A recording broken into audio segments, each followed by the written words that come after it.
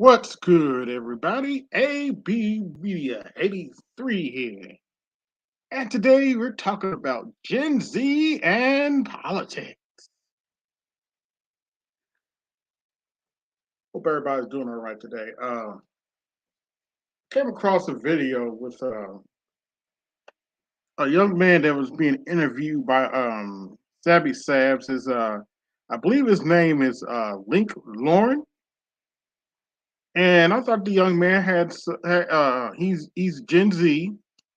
For those of you who don't know, I'm a millennial, older millennial. And I thought he had an interesting take on politics of today. And I wanted to share it with you guys. So, without further ado, let me share my screen.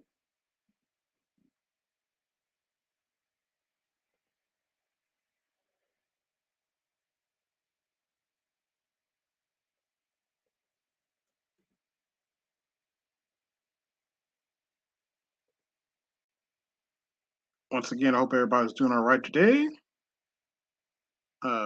Just some housekeeping. Let me put up my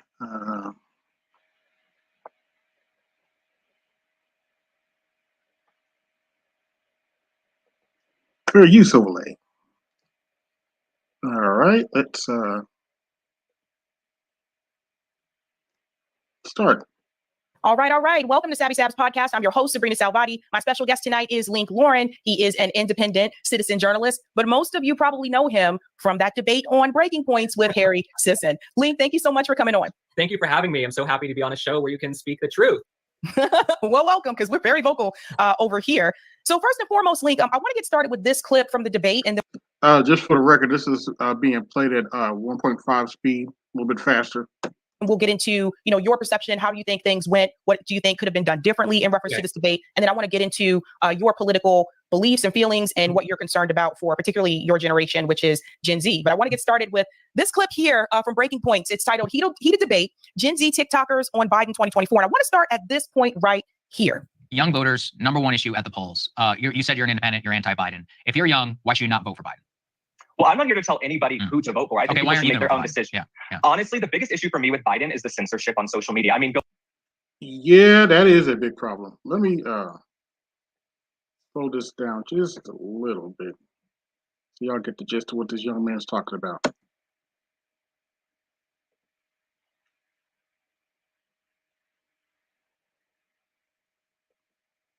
going back to court to try and overturn the lower court's ruling to censor social media content and steer the narrative, that's just never going to sit well with me. I think his calamitous trip to Maui last week really solidified it for me. I mean, you go to Maui and give a speech about almost losing your Corvette in a small kitchen fire and making glib jokes and comments when people have lost everything. They've been torched to the ground. They can't find their families. They can't find their kids. He's cracking jokes. Then he hops on a plane to go back to his $18 million mansion in Lake Tahoe and take Pilates classes and walk around a parking lot with a smoothie. I want a transformational new leader in this country to sit in the Oval Office and really enact change. People need to see strength and see a real leader, and Joe Biden isn't giving me that. It's not giving young people that. But Link, agreed. Okay, we'll come back to Crystal in just a second. But first and foremost, I want to get your take, particularly on that question right there. How did you feel about this debate overall, especially when you made that point there about Joe Biden's disaster, I guess, in reference to Maui and the lack of urgency that it seemed like Joe Biden had to show up and support the people, and then only to give like $700 per household.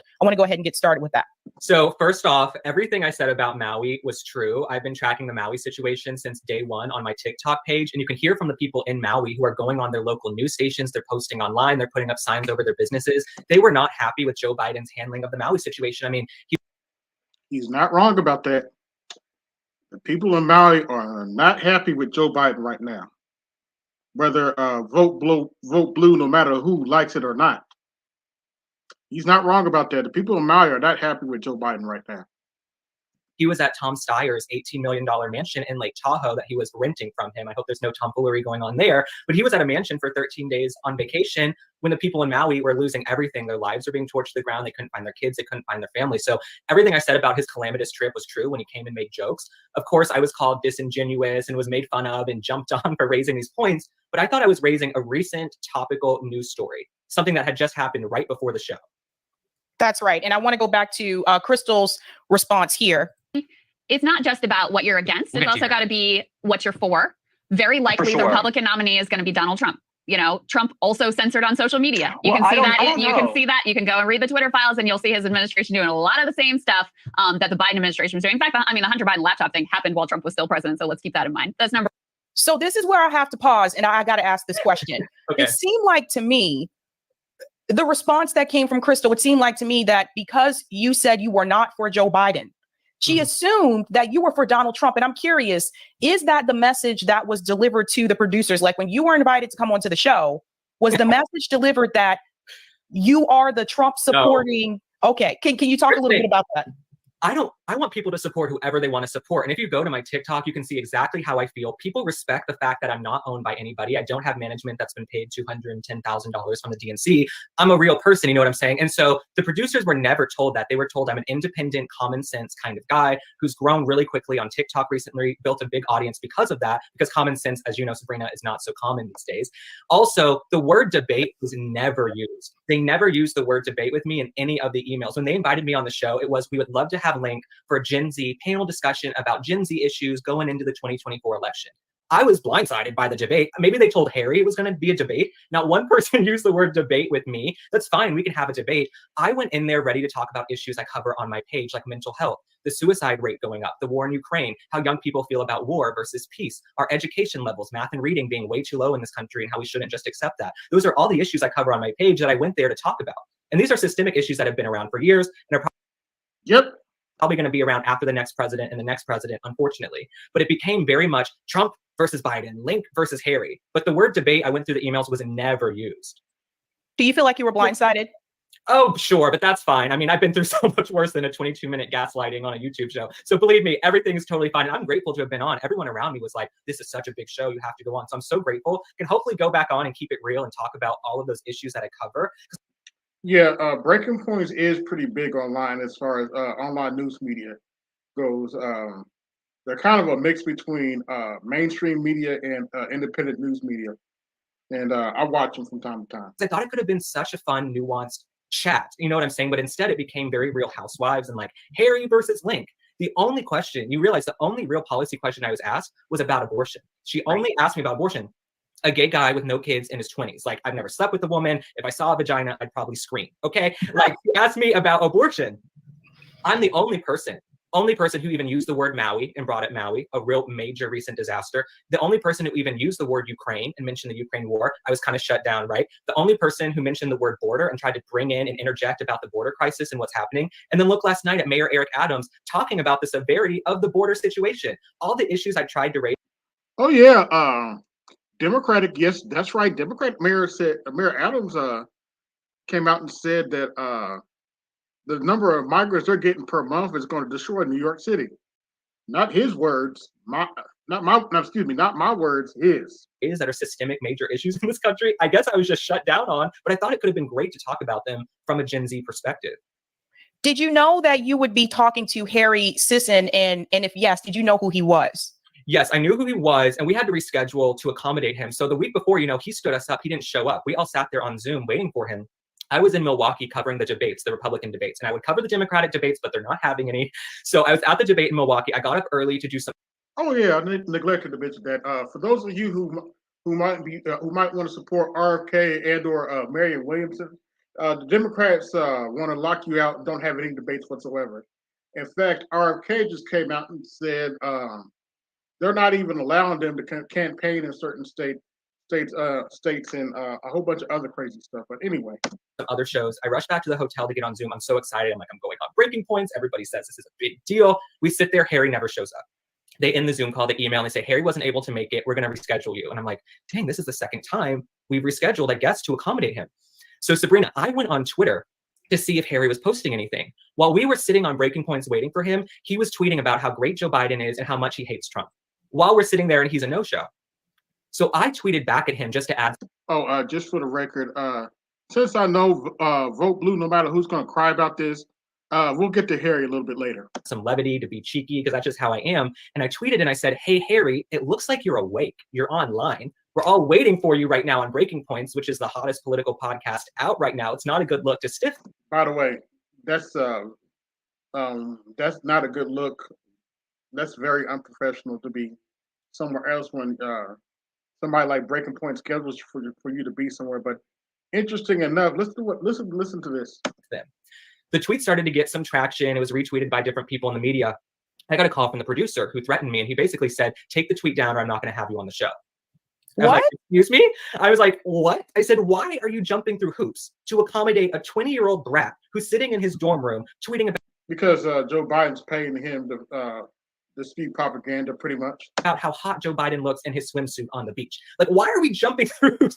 I was on the ground at the debate, right? I thought we could have done a great debate recap from someone who was in the arena and who was actually there. I was sitting there ready to go.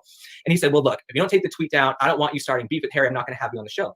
So I took the tweet down because I thought, it's a big deal. Let me take the tweet down. And in my naivete, this is how Pollyanna I was. I said to him, all right, I'll take it down if it'll make for a more nuanced conversation and a more well-rounded conversation. Because at this point, I still didn't know it was a debate. I thought we were just going to talk about different issues. Like we have our ear to the ground of what Gen Z is going through. And then he tried to tell me, well, it's Harry's management. Harry's management sent him the wrong link. The management that's making over $200,000 from the DNC sent him the wrong link. Oops. And he's not that in demand. We don't see Harry on tons of other shows. It's not like they sent him the wrong show to go on. So I just thought it was interesting, but I took the tweet down, tried to be a team player. They rescheduled. I was in a different time zone. I thought, okay, I'm going to get up at 6 a.m., be ready to go for this conversation. And then I get on there and they're like, time for the debate, time for the hot debate. And I'm going, whoa, it's a debate. All right, here we go into the deep end. Very interesting. So I do want to ask you, I'll go back to that in just a second, but I do want to ask you, what is really important to you going into 2024, your Gen Z? When I look at you, like you remind me of my students because my students were Gen Hit the like button on the way in, please. Z, right? So what is important to you? My students used to tell me that they were very concerned about the climate issue. They were very concerned about being able to, well, the big one was paying off their student loans, but also being able to even afford to buy a house or get married or start a family or anything like that. And so my students took this path of experiences. So they kind of cued me into this, we have decided to put our money towards experiences. That includes traveling instead of trying to get the house and the family and the husband, all that kind of stuff. Just because they're financially, we'll never be able to buy a house if things continue to wait. Now, keep in mind, I'm in Massachusetts, so it's very expensive here to buy a house. So I think that I'm curious to hear from you, being a part of the Gen Z group there. What are you really concerned about? And who are you? Is there anything or any candidate, so to speak, that's already announced that you may be interested in going into 2024? So probably no shock here. The number one issue for young people and probably any American going into the next election is inflation, the price of groceries. Yep. The price of rent. Money is the number one umbrella. Did you know in New York City, the average rent is $5,000 plus? But according to Vote Blue, no matter who, the economy is doing great, right? Issue that I think all the other issues fall under. Any other issue that's brought to me almost always goes back to socioeconomics and money. I get messages from young people who say, I can't go to college. I'm stressed about going to college because how am I going to pay for it and pay for a place to live and pay for my food? I also hear from tons of young people, like you mentioned, yes, they're concerned about the climate. They want to have a great planet to live on. They're concerned about Mother Nature. But what young people tell me is we would love to be able to worry about climate change, but we've also got to eat. Okay, we've got to eat. We've got to have a place to live. So some of the young people, they tell me, my peers, my colleagues, they say, look, it would be a luxury to worry about climate and sit around talking about climate, but we're just trying to get from point A to point B and keep gas in the tank. You know what I'm saying? I think that's really important for people to hear because it's, if you look at the polls, the number one issue concerning people right now is the economy. And I think that's on both sides, Democrat, Republican. That's what was interesting. On my page, I've made tons of videos on my TikTok about why Joe Biden isn't doing so well in the polls. And I love that CNN finally today did a story about how his approval rating is low. They're 6 months behind all of us independent journalists who've been covering all of this. On my page, I do tons of videos about what Joe Biden's missing in his messaging when reaching young people. Young people message me. They always have a classmate or a friend who's been affected by drugs, been affected by fentanyl, been affected by an overdose. The suicide rate has gone up. But Breaking Points did not want to talk about any of these major issues. I mean, this is an epidemic of mental health.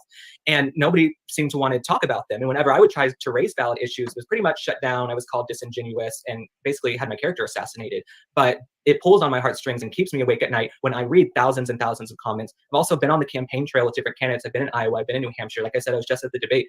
I really go around when I'm at different events. Before the event, I talk to undecided voters. I say, who are you feeling? What are your issues? Okay, if you have kids or grandkids, what are they going through? Economics is the number one issue. Drugs, a close second or third. I hear you. So if you looked at the candidates right now, like obviously you're not feeling Joe Biden. I'm not feeling Joe Biden. I think the majority of people that watch this 73%, I think 73% of all Americans, and it's more than that. Okay, if CNN is saying 73% of Americans, it's probably way more than that, who disapprove of Joe Biden. By the way, nearly 2/3 of Democrats don't even want Joe Biden to run because they say he's too old. But Joe Biden's age is not a factor, right? Mm-hmm. Yeah, it's a very real, and that's the thing. That doesn't really include many people from your generation, because the thing is, a lot of times Gen Z are not polled. I'm a millennial. I've never been polled in a political election in this country. I'll say this also, Sabrina. You and I, we don't have fancy focus groups or polling. We go off of what we hear from the people, what we read in our comments, what we hear from our friends and family when we go out into the real world, right? So we have our finger on the pulse of what's happening ahead of time before all these fancy polls and focus groups and internal polling come out. We know already what's happening. We're months ahead when the mainstream media decides to talk about these major issues. We already know. We don't need polls to tell us because we're living it in America. Right? That's right. That's a very important. You are very smart, Link. That is a very important point to me, because we do hear those. Like I hear it from people. I'm on the ground. I hear from people in the street. I hear from people in the neighborhood. I hear from people from so that is my original polling, not these focus groups that they have out there. Something else also that's come up in the comments, and I was the one who addressed this on the show. People say, "Oh my God, they're both spoiled brats who went to NYU," right? On Breaking Points, and they could have had a more well-rounded panel. I would love to share more of my life story. Growing up, living with my mom, she always taught me how to hustle, make it work, get through, make whatever you want to have happen. So I'd love to tell more of my story too. And I understand people think, who's this NYU kid? He went to NYU. What does he know about the real world? But I promise you guys, I have a pretty good grasp on how people are feeling 100%. Well said. I'm going to go back to this for just a second because I wanted to finish this conversation, and then we'll come back. For one. Number two, in terms of hurricane response, he was, very late in terms of his response to Hurricane Maria. He took 13 days. He showed up for 2 hours. And go back. Hold on. Go back and look how Donald Trump did. My question to you directly, and then I'll get Harry in. My question to you directly is Trump better than Biden? Oh, by the way, FYI, the link to this particular debate is in my description. Would you, if that's your choice, Trump v. Biden, or would you vote third party? Like, what would be your choice in that situation and why? For sure. So the thing about American politics is you never know who's going to emerge. Look at how many candidates were on the stage last week, right? So I'm going to keep my options open and see who I feel in November of 2024. But let's be real. This is what it's likely coming down to. I'm probably the most real person. Let's Trump get real, is like 50% ahead of everybody else. Nikki Haley gained like 3 points after this debate. It's not enough to overcome. But if you guys have a nail in the coffin, Crystal, if you have a nail in the coffin with the trial, then isn't it sealed up? I'm just trying to figure out, where do you actually stand? Like, do you actually think Trump is better than Biden? If that's your choice, are you a Trump guy or are you on the fence? Are you looking at a third party candidate? We also never said anything about nails in the coffin. Yeah, let's be clear. Yeah, we've never said that, definitely. So anyway, where do you stand if that's your choice? Where do you stand if that's your choice?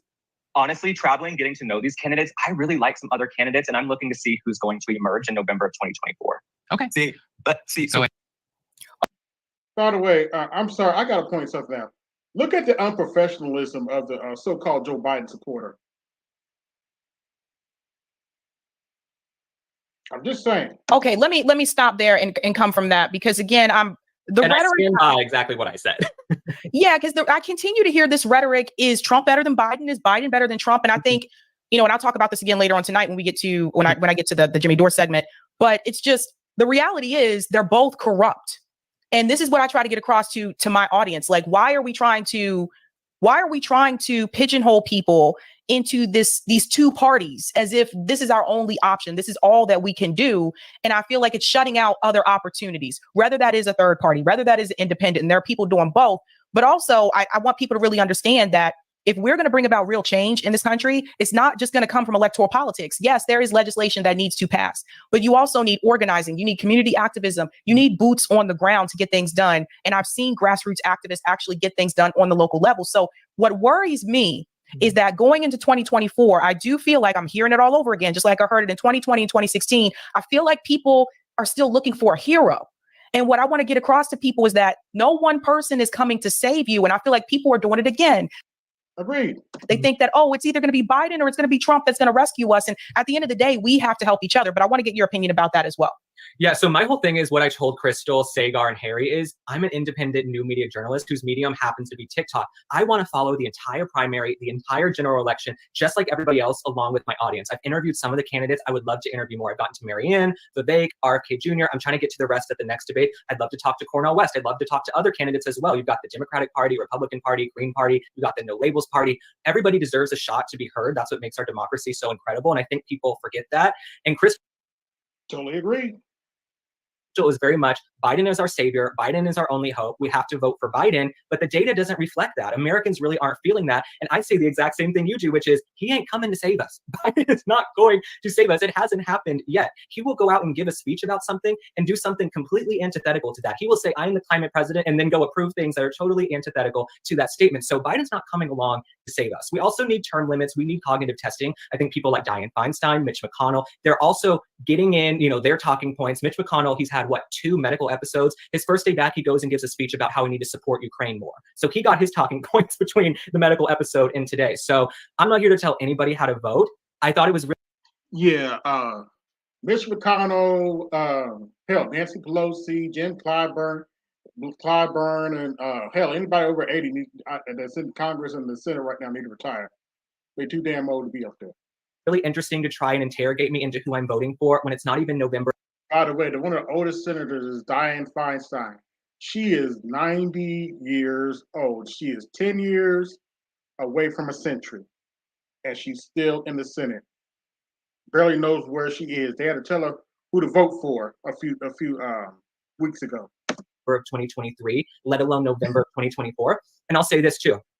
Look what happened in 2016 with Hillary and Trump. Hillary's campaign will tell you they thought they had it in a bag. It was all wrapped up. They were just going to sail into the election. Well, we have this thing called October surprises that I know everybody has heard about, right? They had one October surprise after another, and Hillary Clinton lost. So we're not even at October of 2023, let alone October of next year. So I will let people know how I'm feeling when we get to that point, and I hope people respect that I want to go along with the pride. Right. I want to remind people, let's all remember that Michael Bloomberg jumped into the race very late. Mm-hmm. So you never know. What's funny is on that show too, they showed us a poll and then we were supposed to talk about data that they showed us from a poll. And then I brought up a poll and they said that polls aren't really accurate. So we just never really know what to go off of. Sometimes the candidates that are far ahead right now, they're behind later. Sometimes a scandal comes out and it tanks someone's campaign. Nowadays, a scandal probably helps your campaign. But I want to follow along and see like everybody else. I also want to have a chance to interview and ask a few questions to all of the candidates for my TikTok before I make my mind up. And I think that's fair to say. And I know that doesn't work for everybody, right? They're nosy. I'm nosy too. People say, who are you voting for right now? And I'm like, we don't know what's going to happen in American politics. Yeah, I feel like it wasn't always this way, like pre-Trump. Like, I don't remember people asking me, like, who, as many people asking me, like, who are you supporting, who are you voting for? And I don't remember people telling people, just voluntarily telling people who they supported either. But I do feel like ever since 2016, it seems like it's more common now. Well, it's also because politics in our country has become so polarized. It's like you used to be able to sit down with your neighbor who felt one way and then have another neighbor who felt this way. Everybody could get along, agree to disagree, which is what I always say on my page. I'm like, look, you don't have to agree. You can disagree, but I welcome an open dialogue from everyone across the spectrum. But nowadays, if you say one thing people disagree with, whether it's a culture war story or politics, they'll try to dox you, cancel you, call your work. Like, it's really insane. And so that's probably what you're thinking of right now. It's just that polarization. Yeah, that's a really good point. I want to ask you, you're still in college. What year are you? No, I just graduated last year. Just graduated. Right. How do you feel about the future in reference to job security?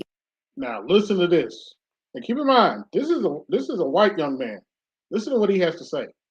Because I remember when I graduated undergrad, the economy was in the pits. I feel like you're right again. The economy was in the pits. People are graduating now. The economy is doing poorly. How do you feel about job security in the future? And do you see yourself as someone that is going to stay in one place? And I ask that because I notice a lot more Gen Z generation is more willing to move around to find these job opportunities. Right. How do you feel about job security? And is that something that you're concerned about as well? So I recently left New York. My lease was up. I thought, I don't love where this city is going. I don't love the leadership in this city. And I feel like I want to spread my wings and go someplace else. All I lived in was Dallas and New York. And so I wanted to move back to Texas, figure out my next steps. And that's what I've been doing. But I've also been traveling on the campaign trail. And luckily I do well on TikTok. I also do social media and marketing for other brands. Okay. So I've been traveling. I got to figure out where I'm going to put my roots down and where I'm going to land right now. But I am kind of enjoying figuring it out. And that's kind of the fun of being young, honestly. Yeah, I remember those days. But in speaking to job security, it's not just that young people are having a hard time finding jobs, let's say in an office, a 9-to-5 job. That job is not enough for them to afford a starter home or starter apartment or to have equity in anything. And we're going to get to a point where we have an entire generation who owns nothing. And I've been there. I lived in New York with the prices. I packed up and I left. But we have a generation who's going to have equity and nothing. Whereas our parents' generation and older generation, they might own a home that accrues in value and they have that nest egg and that asset. Young people are having a hard time even getting the financing to be shown homes and shown apartments. So this is a really major issue. Very big problem. Oh, the economy is doing so great, right? And I keep raising the alarm, and I hope I don't seem like an alarmist. All of these systemic issues right now that are going on, they're going to come to a head in 5 and 10 years. We're going to really see the repercussions. Ooh, might be less than that, unfortunately. Of not handling this and not addressing these issues pretty soon. And it doesn't matter who the president is, these things are going to come and go. It's going to take a real transformational leader to fix these things. 100%. And I'm so glad that you said that, because this is something I've been trying to explain to people, is that it will eventually, if things do not improve, it will eventually get to a point where people won't own anything, because you have to have a down payment to purchase a house. Unless you get a VA loan, you're part of the military and you don't have to put anything down. But most people are going to have to put down a down payment. And what I've noticed is over the years, as students are graduating from college, they're further and further away from getting that opportunity to have that down payment, because these employers, they are paying less. I remember, and I worked at BU, MIT, and Harvard, and I remember when students were graduating from the business school at BU, and they would get like a starting salary of like maybe $65,000. It's not like that anymore, even with the masters. So I think that's what people have to understand. That's why these kids are still living like with 4 roommates or 5 roommates, or they're having to leave and move back in with their parents. Like, something has to give here. And there's also no shame in that. I mean, you have to do the best with the cards. Yeah, a lot of it's been reported a lot of millennials have moved back in with their parents, and it is what it is. And it's not just because they're lazy and all that bullshit, because rent's high, and good luck buying a home nowadays. Oh, by the way, in California, the average house is $800,000, almost $1 million per. And that's your average house. Cards are dealt in life, and this is the card that our generation's been dealt. But also, there are people all the way up to baby boomers who are really struggling financially, who thought they were going to be retired by now. So this is a real major issue from 8 to 80. We've got issues going on in this country, and it's naive to think that these issues are going to be fixed all by one president. You know, like you said, we got to do grassroots. You got to get out there. That's what I try to do on my page, is have conversations. Okay, what can we do to fix this on a local level, state level, city level, town level? So it's not all going to happen with the next president or the 4 years after that.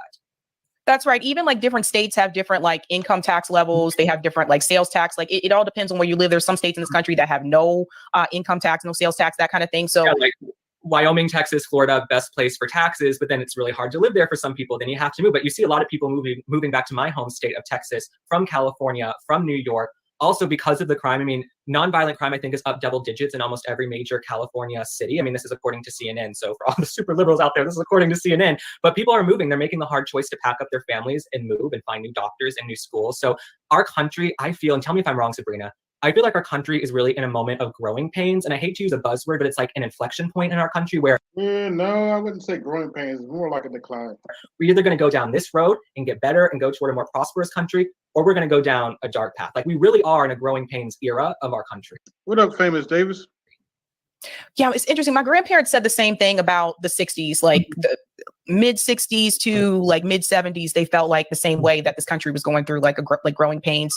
And I feel like, well, yeah, like with our generation, especially ever since the pandemic, it's been even more difficult, I think. But I think that's why it's important to hear from, younger people like yourself. We really need to hear more from people who are part of that Gen Z generation. It used to be people used to focus a lot on millennials, but I think a lot of us have gotten to the point now where we're up in the age bracket now where a lot of us are millennials, where they don't think about us that much anymore.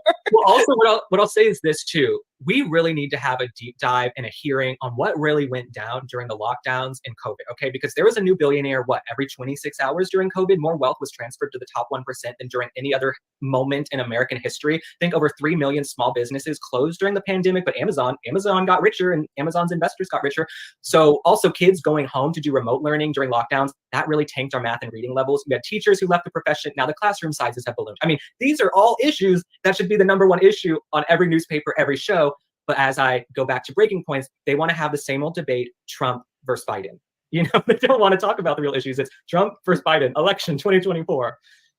And the real issues, and these are really good points, because there are still teachers that are leaving the profession right now. Because they're underpaid. The classroom sizes have gotten too big. They also are trying to reconcile with COVID. Y'all like this content, hit the Cash App and support the show. And COVID coming back and masking, lockdown, kids learning behind plexiglass. Schools really aren't that safe. You have weapons and everything like that. I've been saying we need the immediate death penalty for anyone who opens fire in a school. I am not going to move on that. Yeah, no, these are all major issues. And for some reason, the mainstream media wants to focus on more flashy things. But these are the things that we reconcile with every single day, because we're out here in the real world. We're not living in the swamp or in a television studio. Yeah, I think it's important. I don't agree with you on the death penalty. I'm not for the death penalty, but I'm from Texas. I'm a little more gung-ho on these things, but no, I just have seen, I think it's my generation just seen too many school shootings, and I think about potentially having kids someday and what it would look like to have to turn them over and send them to school.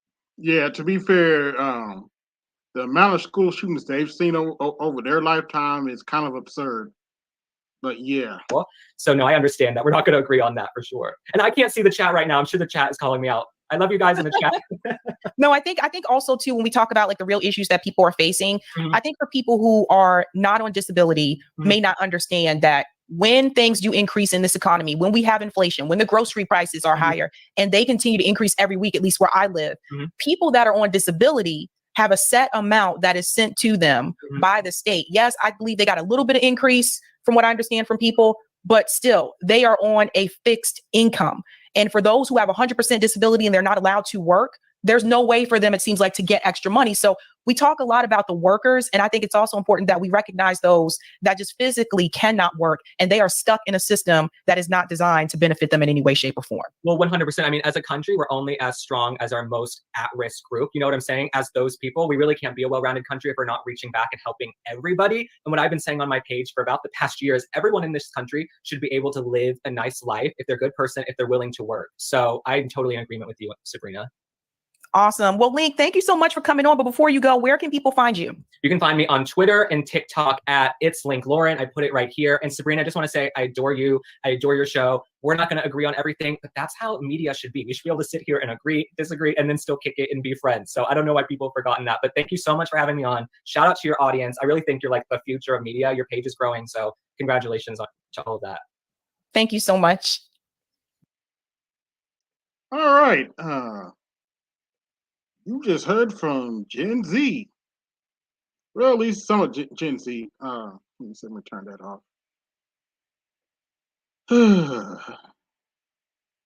Now, as promised, since I know there's going to be some vote blue no matter who folks are going to cry about it, cry about what I'm doing right now. Here's the jackass he was debating. And y'all judge for yourselves. Just listen to him. And they also say that Judge Chutkan, in connection with other cases, suggested that Donald Trump should be prosecuted and imprisoned, and that such statements are inherently disqualifying. But of course, it's total BS. She never did that. Here are the statements they say are disqualifying. Well, folks, Marjorie Taylor Greene just called for treason. Like, she just openly advocated for it. On Twitter, or X, whatever they're calling it, she said, if the Biden administration refuses to stop the invasion of cartel-led human and drug trafficking into our country, states should consider seceding from the union. And then she goes to... I'm just going to ask y'all a simple question. Just looking at his body language, does this look like a genuine motherfucker to you? Called Biden's border policy. Listen, to the Trump supporters and the Republicans, please try to tell me again how Joe Biden is sleepy and how he's staying in his basement. Because right now it's 10. What did he say? Actually, I got something for him. Where is it at? Oh, here it is. Yeah, he is Sleepy Joe. We all call him Sleepy Joe. What about it? Anyway. 10 a.m. on September 11th in Vietnam, where Joe Biden's already a couple hours into the 5th day of his around-the-world trip to India and Vietnam. Joe Biden is now beginning a 30-hour marathon on Monday, which includes 6 meetings in Vietnam, a 10-hour flight to Anchorage. I mean, this is so ridiculous. The Republicans are now upset with President Biden for sleeping. Yeah, during a press conference in Vietnam today, after being awake for 24 hours, President Biden said, I'm going to go to bed. And apparently that's a bad thing according to Republicans. Take a look at the clip. Game plan. He may have a game plan. He just hasn't shared it with me. But I tell you what, I don't know about you, but I'm going to go to bed. Yeah, and after Biden said this, you know, a bunch of Republicans are like, oh, Joe Biden told the press he's going to bed. He's so... All right, that's enough Biden ass kisses for one day. Ugh. Y'all want to come up and talk about this? Let me see here. 1 second, I'm waiting for my comments to show up. There it is. There's a link. I can come up and talk about this if you want to. But yeah, this is I thought that young man's take was very interesting and wanted to play it. Not the jackass I just showed, but the young man before him. He's clearly that jackass I just showed is clearly bought and paid for. But hey, it is what it is.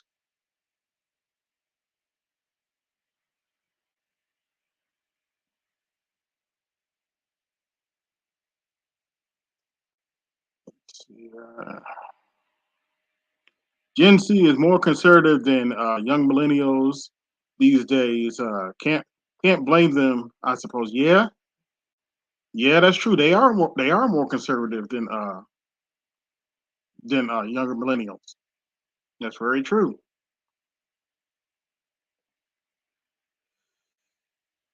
Biden is the worst president of all time. Yeah, kind of looks that way. I don't know the worst president of all time. There have been some real stinkers. If you read your history, there's been some real stinkers. Now, is he one of the most racist presidents we ever had? Yeah, I would put him in that. I would put him in that category. By the way, just to have fun, just to have a little fun with the vote blue, no matter who, knuckleheads. You ever hear somebody say Trump's the most racist president we've ever had? You ever hear that bullshit? Here's the problem. If you actually read history, I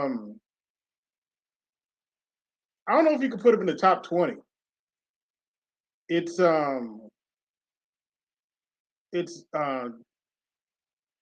pretty much impossible to put him in the top 10. You can't put Trump in the top 10 most racist presidents.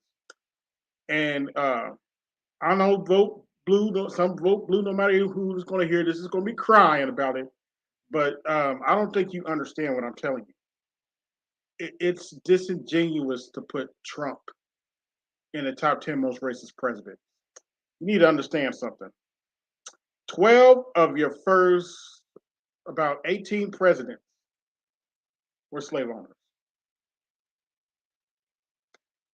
12 of your first 18 presidents were slave owners.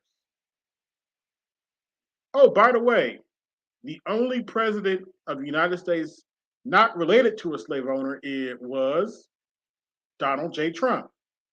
Yeah, that's right. That's right. Barack Obama is related to slave owners. But your only president not to be related, not to have, that can't put his leniency with the slave owner is Barack Obama.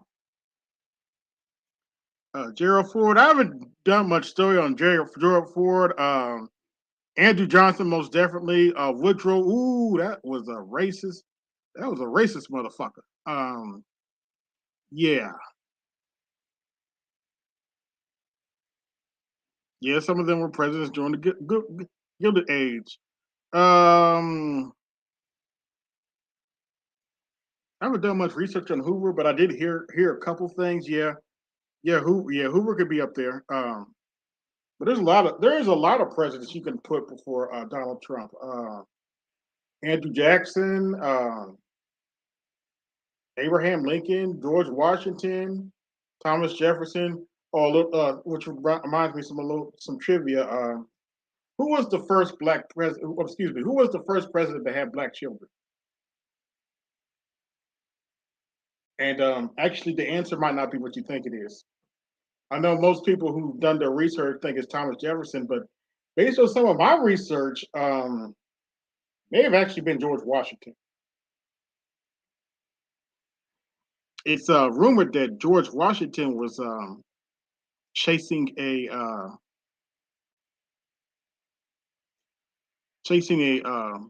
black female slave around the time he passed away. So yeah, can't make this stuff up, folks. But I actually have a bonus video for y'all.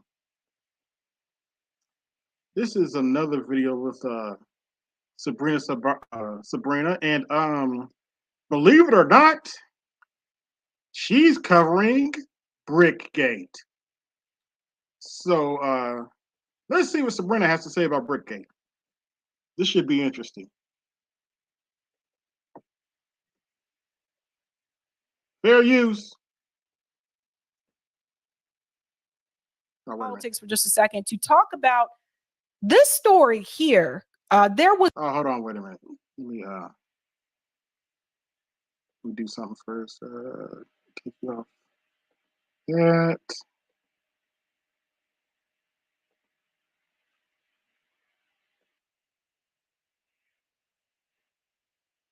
All right. Yeah, just give me a second. Fuck, gotta do a couple things, little housekeeping things. Let's playback speed. We're going to put that at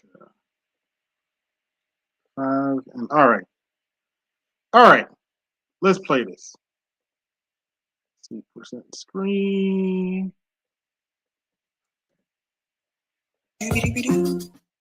We're going to move away from electoral politics for just a second to talk about this story here. There was a video that went viral on Twitter of a young woman in the hospital saying that she was actually, I guess, punched in the face with a brick. Now, some of you may be wondering, why is this news? People have already been divided over this story. Now, I'm glad I waited to discuss it because I do have more information about it today. First, I'm going to show you the video of what happened right after the incident. We'll work our way up to the hospital video, and then I'm going to show you what happened in reference to the bystanders. Because apparently this woman here says the woman who was assaulted on IG before and after the incident. So this is coming from Paris. So this woman here apparently was at a nightclub, and a man asked her for her phone number, and she said no. This is her side of the story. We'll get more in a minute. Apparently, after she said no, he decided to punch her in the face with a brick. So the video that went viral is of her in the hospital talking about what happened. But let's see right outside the nightclub first when everything started to go cray. And then we're going to have a larger discussion here about when is it okay for people to intervene? Because there were bystanders, there were men there, and her complaint is, why didn't they jump in? There are also people pushing back against this woman, saying that they feel that she deserved it because she tends to, I guess, antagonize people. Let's start with this video first. Man, just watch, and they don't give a fuck. Yeah, this man hit me, fucking grabbed a rock, and it hit me in my fucking face, and I would have given him my number. And all y'all just fucking watch. You don't see that shit? You don't see that shit? What y'all do? I want y'all to be a man. I want y'all to be a man and fucking do something. Y'all gonna let a man hit me in my face? Man, fuck all y'all niggas. Oh wait, I thought you didn't need us. Okay, let's pause here because then that goes to music. So she was talking to the men that were standing, I guess they were the bystanders, so to speak. And she's asking, why did you just stand there and let him hit me with a brick in my face? Now, here's the video that went viral. So I want to play this for you here. Life to deserve this. I never did anything in my life to hurt anybody. Literally, a man asked me for my number. I said no, and he picked up a brick in front of so many men and was like, what are you gonna do? And I told all these men, like, yo, why this man got a brick on my face? And he's holding a brick. And all these niggas is watching, and nobody does nothing. And he hits me in my face, and they all just watch. And they let that nigga get in the car. How is this okay? This is what y'all doing to women? Life to just. Okay, so you can see her face there. So you can see what it looks like, obviously, like after being hit with a brick. The question that has been raised is, why didn't the bystanders step in? Why didn't they do anything? Why didn't they try to protect her? You know, so forth and so forth. But also the issue of being asked for your number and saying no, and that is the response that you receive. Now, that's her side of the story. There's two sides to the story, and we're going to look at the other side as well. Listen to this. Now, this is from one of the bystanders. So the villain who won said that was fast. On TikTok, they found one of the bystanders. So I want you to hear the other side of the story because, again, to be fair, we need to hear both sides. Listen to this. We finally hear from one of the guys who was there when the girl got hit by the brick for not giving her number up. I think he's a Somalia guy who's, you know, from the same neighborhood or whatever, because he said everybody in that community knows that she's a troublemaker. And he even said if it happened again, he would not do nothing again. So check it out. Tell me what y'all think. I was one of the guys who was there that did not help her when she was getting hit with the brick, right? I feel like people need to know the whole story before they start commenting and say things they don't understand or they don't know. You guys don't even remember who you guys are trying to defend, who you guys are trying to speak up for. This is the same woman that was going around smacking white people in the streets. She's not innocent. She was actually taunting the guy to hit her. Why would I go defend somebody that's actually looking for trouble? This woman, she is literally a troublemaker. Everybody that knows her in our community knows she's a troublemaker. So let me pause there for a second. He said that this woman was also walking around the street. I'm going to show you the video. Walking around the street, going up to white people and just slapping them in the face. Right? But still, there's a side of that story that you need to hear as well. So let me let him finish, because now a lot of people are arguing about this online. Some people are taking her side. Some people are taking, you know, his side, the bystander side, and the side of the gentleman who hit her with the brick. This woman, she is literally a troublemaker. Everybody that knows her in our community knows she's a troublemaker. I'm not going to risk my life over somebody that's actually out there looking for trouble. If you go on social media, online, you're going to see some of her antic videos, taunting people, looking for a reaction. Well, she got what she's been looking for, and you guys are giving her the attention that she was actually seeking for. I don't regret not standing up for her. If you look at all the videos, I was there. I don't regret nothing whatsoever. I don't regret standing up for her. I'm not saying she deserved it. I'm not saying that any man have a right to hit a woman, especially with a brick. Nobody deserved that. But at the end of the day, there's more to the story. She's not as innocent as she's trying to portray herself to be. She wants attention. She's an attention-seeker woman. She's trying to go viral. Oh, by the way, just to add some context to what Sabrina's talking about, I'm not going to play that video. I played enough of Sabrina's stuff, but just in case anybody's confused about who Roe is, the heifer that got hit with a brick, allegedly, let me share this video with you.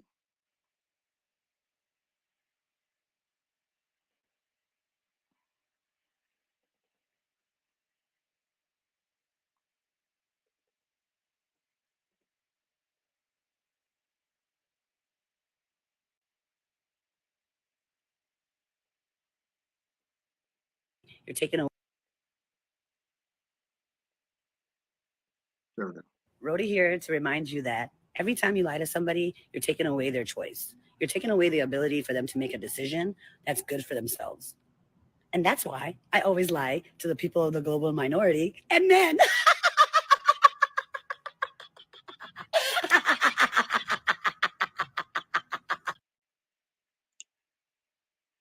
Y'all need to hear that again? Let's hear that again.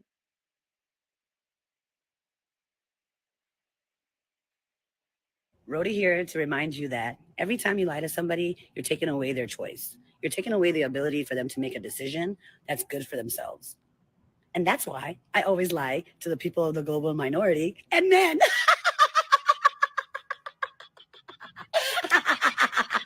Oh, let's play that again. Let's play that again. Just for laughs and giggles. Let's play that again.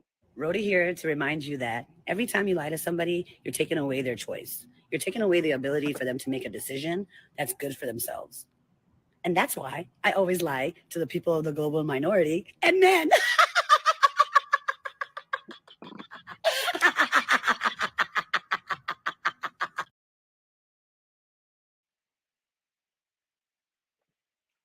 I'm with BGS. Black men are owed apology for y'all even thinking about believing that heifer. Just saying. Once again, anybody want to come up and talk about today's topics? There's the link. But yeah, I think that video. And if you like the content I'm showing, hit the Cash App and support the show. But yeah, that I think that video speaks. Says everything you know about Roe, whatever her last name is. Seriously. 29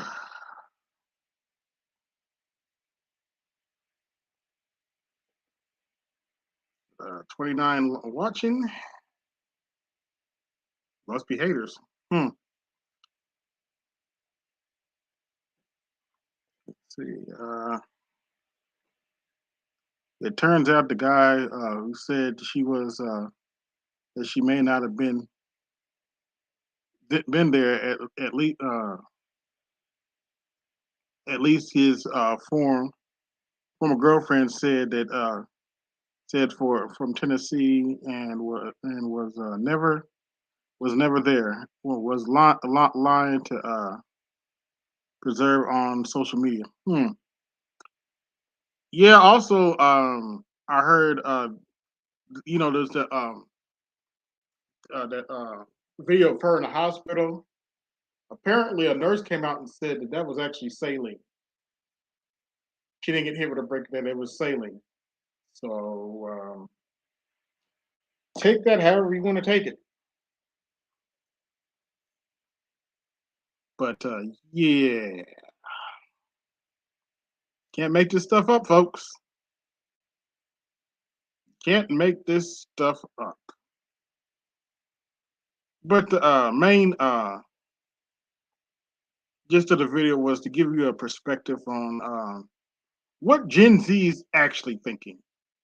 Not what Vote Blue, no matter who wants you to pretend they're thinking, but what a real Gen Zer is actually thinking. That was the point of this video. But anyway, if nobody wants to come up, I'm about to shut this down.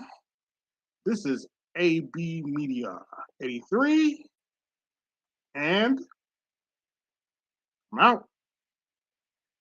Peace.